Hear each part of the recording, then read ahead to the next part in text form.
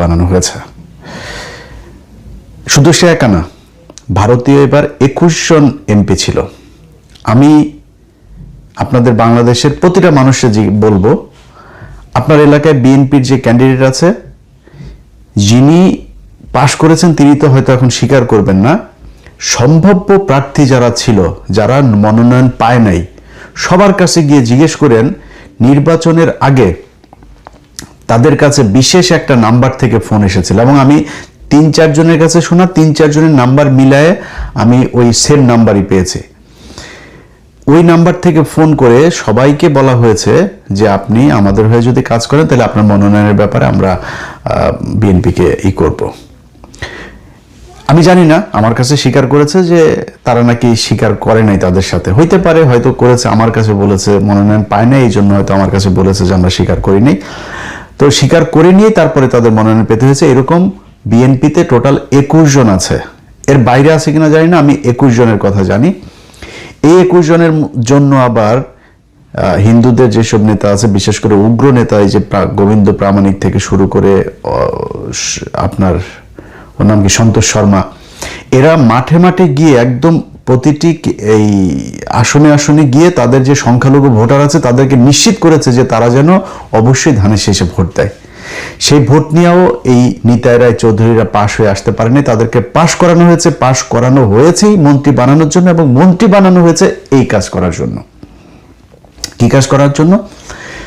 তিনি একটা বক্তব্য দিয়েছেন, শুনে খুব মনে হবে যে আহা, খুব গো বেচারা টাইপের। এরা প্রশিক্ষণ নিয়ে আসে ভারত থেকে, এদেরকে প্রশিক্ষণ দেওয়া হয় কথা কিভাবে বলতে হবে, খুব এদের মনে হবে কিছু, এই যে প্রথম আলো দেখেন না, ডেইলি স্টার দেখেন না, মনে হয় কিচ্ছু বুঝে না, এদেরকে এভাবে প্রশিক্ষণ দেওয়া হয়। তারা এসে তিনি কালকে বললেন যে দুইটা নামের মধ্যে, মঙ্গল শোভাযাত্রা আর আনন্দ শোভাযাত্রা, এই দুইটা নামের মধ্যে কোনো পার্থক্য তিনি দেখেন না। এই বিতর্কে তিনি যেতে চান না। বিতর্কে তোরে যাইতে বলছে কে রে শালা রয়ের বাচ্চা, তোরে বলছে কেউ বিতর্কে যাইতে?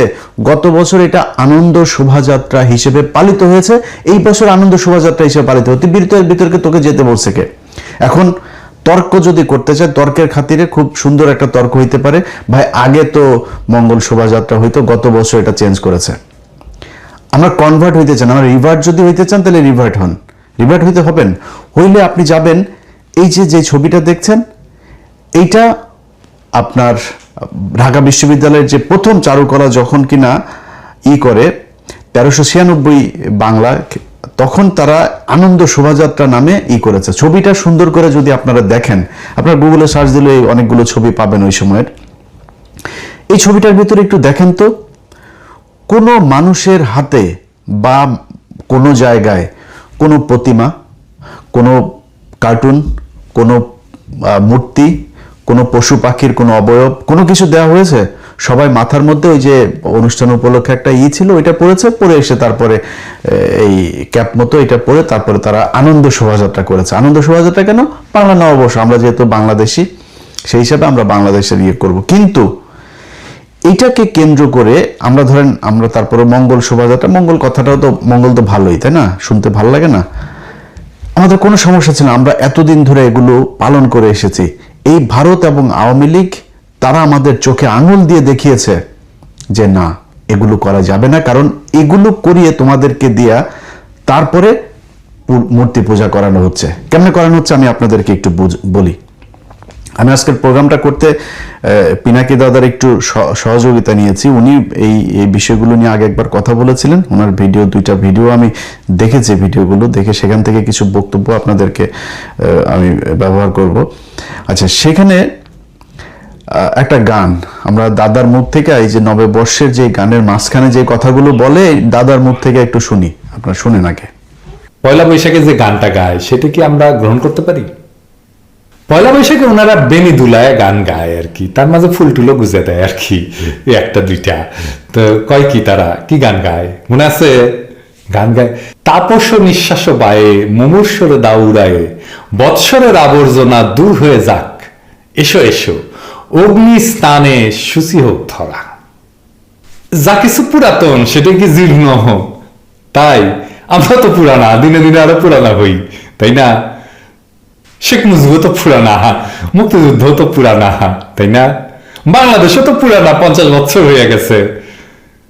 আজান মঞ্জিলও তো পুরানা, ঢাকা বিশ্ববিদ্যালয় তো পুরানা, তাই না? কান্তজির মন্দিরও তো পুরানা, তো ওইটাকে কি আমরা উড়াই দেব? হ্যাঁ, যা কিছু পুরানো সেগুলো তো আমাদের স্মৃতি, সেটা আমাদের ইতিহাস, সেটা আমরা আজকে যা হয়ে উঠছি সে হয়ে ওঠার ইতিহাস। পুরানোটা কি আমরা ভাষায় দিতে পারি? পারি না তো। মুমূর্ষকে আমরা উড়াই দিতে পারি না তো। তাহলে রক্ষা করা আমাদের কর্তব্য, মুমূর্ষরে আমাদের রক্ষা করতে হবে। অগ্নিস্থানে পৃথিবীর সূচি করতে হবে, তার মানে পৃথিবী কি অসুচি, অপবিত্র?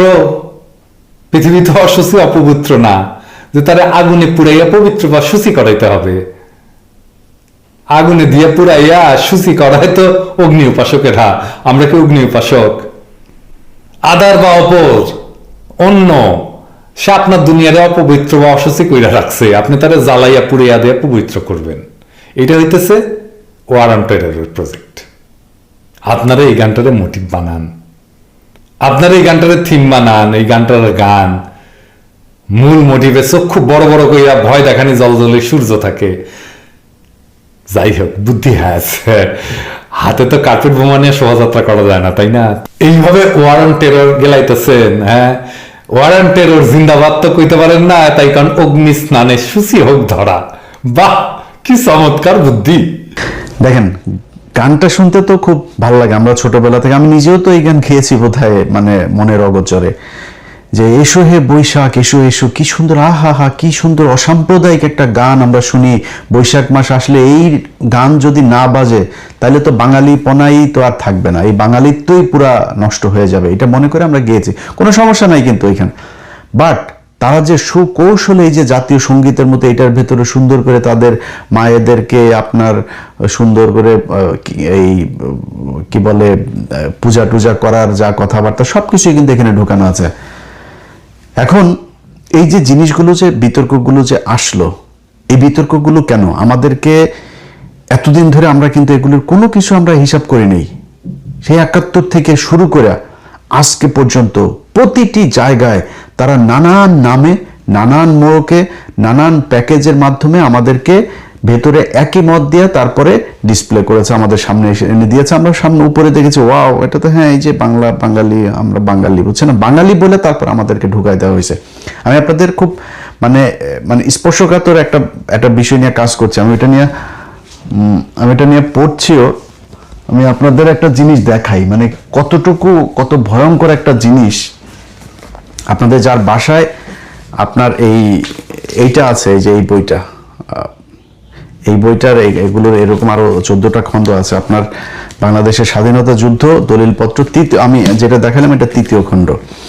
তো 3য় খণ্ডের ভেতরে আমি আজকে একটা জিনিস ভাই, এগুলো খুব গুরুত্বপূর্ণ জিনিস। আমাদের এই 55 বছরে এই জিনিসগুলো আমাদের কেউ ঘাটেও নাই, ওরা ওদের মতো করে তারপরে এনে আমাদেরকে যা দেখিয়েছে, যা বুঝিয়েছে, আমরা সেটাই বুঝেছি। ভাই, আপনার মুক্তিযুদ্ধের প্রতি ভীষণ রকমের দুর্বলতা আছে, ভালোবাসা আছে, ভাই আমার কোনো সমস্যা নেই, আমারও আছে।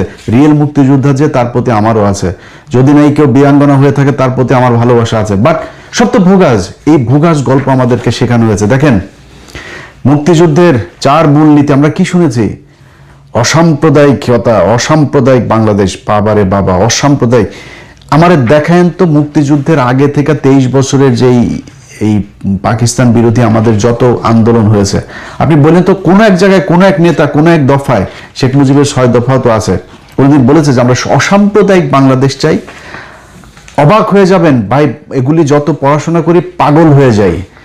এইখানে মুক্তিযুদ্ধের যে ঘোষণাপত্র, এই যে মুজিবনগরে আপনার ইয়েরা যে পড়ল, সেখানে 14 এপ্রিল এটার স্বাধীন বাংলার সংগ্রামী জনগণের প্রতি বাংলাদেশ সরকারের যে প্রবাসী সরকারটা গঠিত হলো, তাদের প্রথম বাংলাদেশের মানুষের কাছে একটা আমি এটা নিয়ে কাজ করছি, আপনারা বিস্তারিত এটা পরে জানবেন। আমি শুধু একটা জিনিস আপনাদের বলি, সেইখানে তারা এই নির্দেশাবলী বলতে গিয়ে প্রথম যে শব্দটা, সেই শব্দটা তারা ব্যবহার করেছে আল্লাহু আকবার। এই যে দেখেন, এটা একদম উপরের লাইনটা, স্ক্রিনশট নিয়ে আপনারা এটা একটু দেখেন। তো এটাই না, শুধু একদম এটার হচ্ছে 3য় খণ্ডে, আমি 18 নম্বর পৃষ্ঠাতে আছে, আপনারা একটু দেখে নিন। মানবতার বিরুদ্ধে হানাদার বাহিনী দানবীয় শক্তিতে ঝাঁপিয়ে পড়েছে, তাদের সহায় আধুনিক মরণাস্ত্র আর আমাদের সহায় পরম করুণাময় সর্বশক্তিমান আল্লাহ তাআলা। শুনছেন কোনোদিন? এটা মুক্তিযুদ্ধের দলিলপত্র ভাই, এটা আমার মানে কারোর লেখাই না, সরকারের মুক্তিযুদ্ধের দলিলপত্র। এটার আপনি চাইলেই করতে পারেন না। বাট অনেক কিছু, যেমন এই যে ঘোষণাপত্রের শুরু করেছে কোরআনের আয়াত দিয়া, বিসমিল্লাহির রহমানির রহিম বলা, শেষ করেছে কোরআনের আয়াত দিয়া আল্লাহু আকবার বলে, তারপরে শেষ করেছে। এটা মুক্তিযুদ্ধ। আমাদেরকে এখন শেখানো হয়েছে কি, কিছু কিছু ভিডিও ফুটেজও আছে, জয় বাংলা, শেখ মুজিব, শেখ মুজিব। আরে বেটা, শেখ মুজিব তোরে লাগায় নাই কেউ ওই সময়, শেখ মুজিব তোরে করছে কেউ? ওইটা যেটা হয়েছে বিএলএফ, যেটারে ওই যে দেরাদুনে নিয়ে ট্রেনিং দেওয়া হয়েছে, ট্রেনিং দেওয়া ওইখানে কিছু জায়গায় তারা এই ট্রেনিংগুলোর ভিতরে তোমরা মুজিব বলো, মুজিব মুজিব মুজিব করছে। বাট মুজিবের কিছুই তো ছিলই। বাংলাদেশের মানুষ মুজিবের অবর্তমানে, মুজিব তো করে যায় নাই, সে তো ঘোষণা দিয়েও জানে, সে যুদ্ধও চায়নি, সে স্বাধীনতাও চায় না। এটা আপনারা অনেকবার অনেক জায়গাতে দেখেছেন। যে বিশ্বাস করে না তারা বিশ্বাস করানো যাবেও না, বাট আপনারা যারা নিরপেক্ষ তারা জানেন এটা। কিন্তু বাংলাদেশের মানুষ কিন্তু তার অবর্তমানে মানুষের আবেগ দিয়ে একদম সর্বোচ্চ ভালোবাসা শেখ মুজিবের প্রতি দেখিয়েছিল। সেই শেখ মুজিব পাকিস্তান থেকে ফিরে এসে তারপরে ভারতের জন্য কি করেছে, তারপরে পাকিস্তানের হয়েও তারপরে আবার ফের পরে কি করেছে, মানুষকে কিভাবে হত্যা করেছে, মুক্তিযোদ্ধাদের নিয়ে এমন এই যে কিছু কিছু গাঁজাখোর করে না, গত 1.5 বছর নাকি মুক্তিযোদ্ধাদের বিশাল অসম্মানিত করেছে। মুক্তিযোদ্ধাদের অসম্মানিত তোর বাপ করে গিয়েছে সবার আগে, তোর বাপকে মেরেছেও মুক্তিযোদ্ধারা, সব কয়টা খেতাবপ্রাপ্ত মুক্তিযোদ্ধা। এই মেজর ডালিম, বীর উত্তম, বেটা বুঝিস কিছু।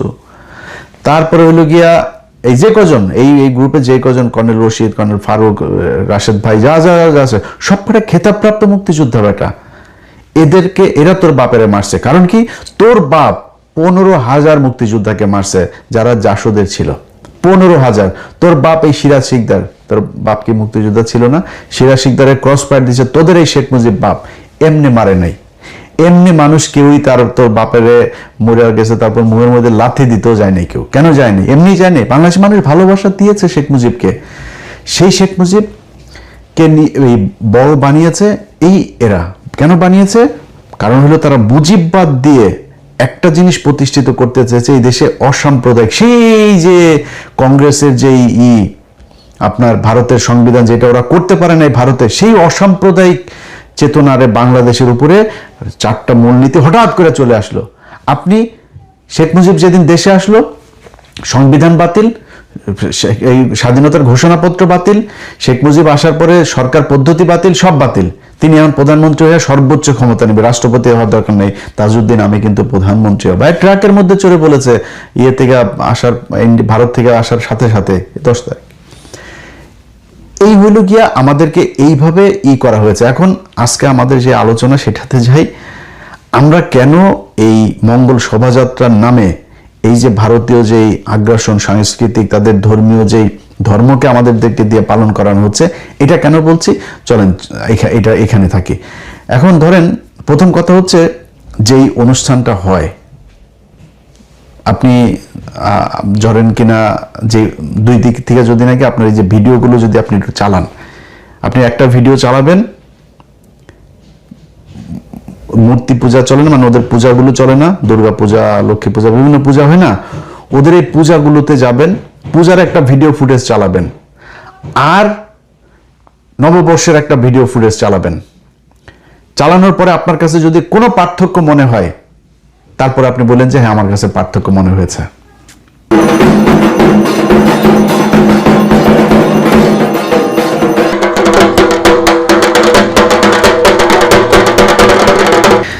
আচ্ছা, এই যে ঢোল বাজাবাজি দুইটার ইয়ের মধ্যে আপনার কাছে কোনো জায়গায় পার্থক্য মনে হয়েছে যে ওদের পূজাটারই আমাদের এখানে পূজা করানো হচ্ছে আমাদেরকে দেয়া? তারপরে সমস্যা নাই, ঢোলটা বাংলাদেশের সাথে যায়। এই যে ছায়ানটের সকালবেলা যায়, তারপরে সেই যে রবীন্দ্রসঙ্গীত, বাংলাদেশের কোন বাঙালি ঐতিহ্যের মধ্যে রবীন্দ্রসঙ্গীত আছে আমার বলেন? আমার ভিডিও যে কজন মানুষ দেখেন, আপনার জীবনে কোন দিন কবে যায় রবীন্দ্রসঙ্গীত শুনছেন? রবীন্দ্রসঙ্গীত এই ভারতীয় এজেন্টগুলো একমাত্র তাদের বাসায় সকালবেলা শোনায়।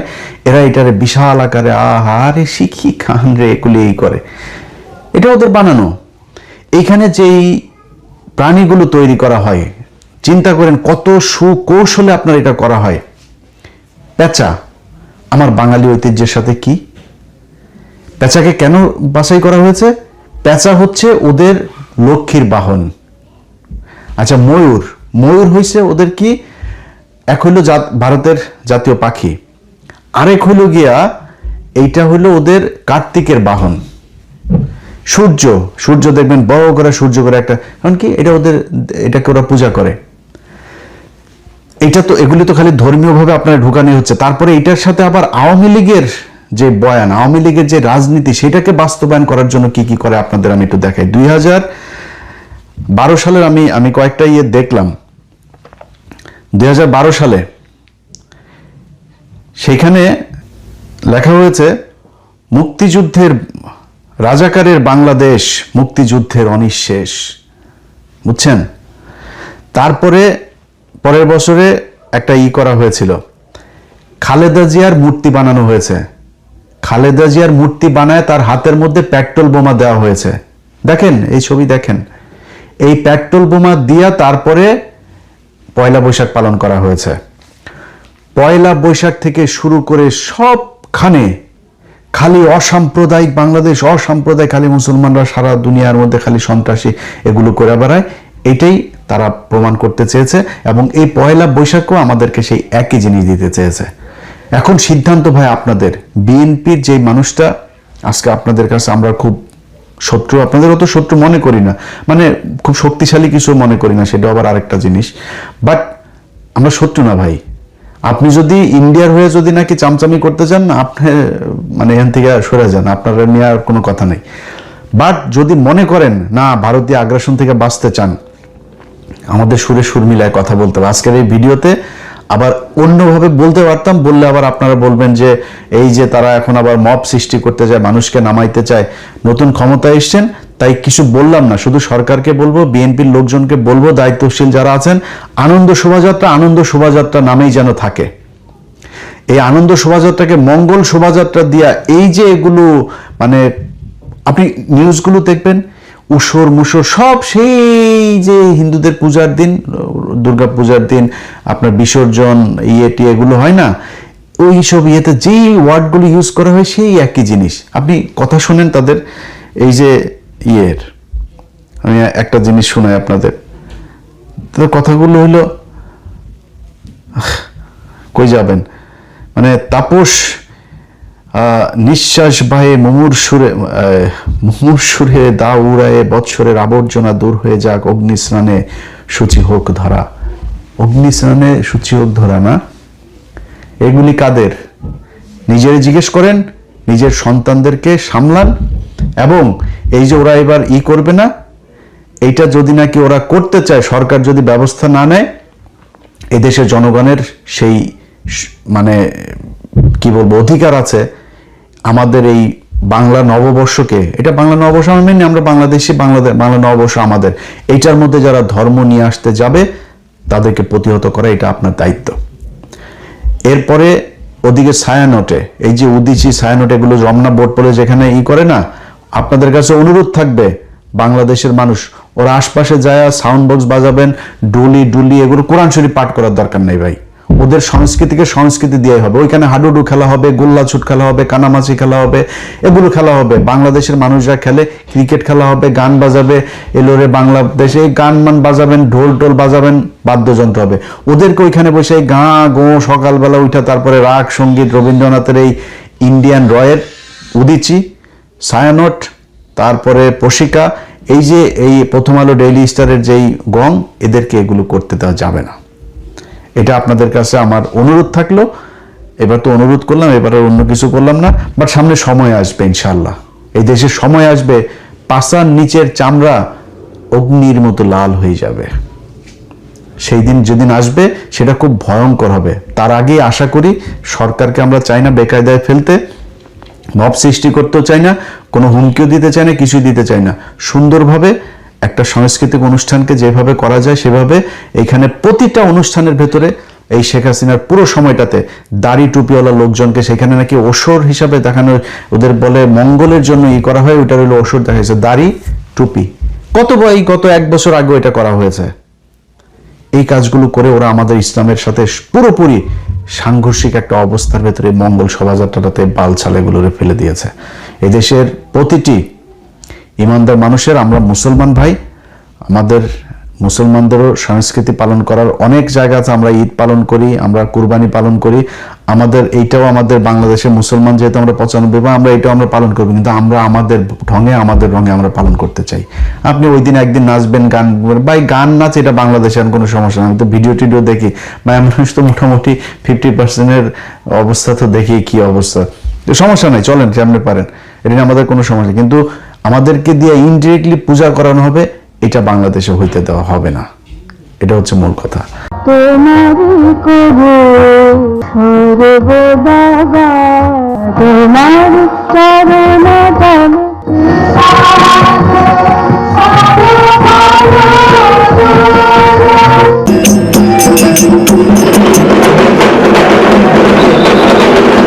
ওরা আমাদেরকে এই হিন্দুত্ববাদী হিন্দুদের এই ধর্মকে আমাদের সংস্কৃতি হিসাবে করায় মুসলমানদের উপরে দিয়ে তারপরে বোঝাইতে চায় ধর্ম যার যার উৎসব সবার। তোরা আমার সামনে কুরবানির ঈদ আছে, তোরা আমার গরু জবাই করবো, এখানে তুই থাকবি উৎসব সবার, আয় সবার নিয়ে উৎসব করবি, ওটা করবে না। তোমার ওইখানে আমার বাঙালি চুতিয়া আছে কিছু, তাদের ওইখানে যায় যে হোলি খেলে, ওইখানে যায় চারুকলার এই মঙ্গল শোভাযাত্রার নামে এই চুতিয়ারা ওইখানে যায় করে জাতীয় সঙ্গীত পড়ে, জাতীয় সঙ্গীত ওদের মারে নিয়ে বানানো। ওইটা তুই পড়বি কেন রে বেটা, তুই মুসলমান, তুই এটা কেন পড়বি? যদি বাধ্য হয়ে পড়তে হয় তাও মুখ চুপ করে থাকবি।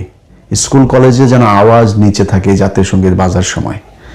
যে স্কুল কলেজ শুনবে না তারা তো চালায় যাবে, ওদের মাগুলি হইলো ওই যে 71-এর ওই পাশ থেকে প্রেগনেন্ট হয়ে আসছিল, এরপরে পয়দা করছে এদেরকে, এরা শুনবে না কিছু কিছু জায়গায়, বাট বেশিরভাগ জায়গায় এখন জাতীয় সঙ্গীত বাজায় না। আপনাদেরকে ধন্যবাদ।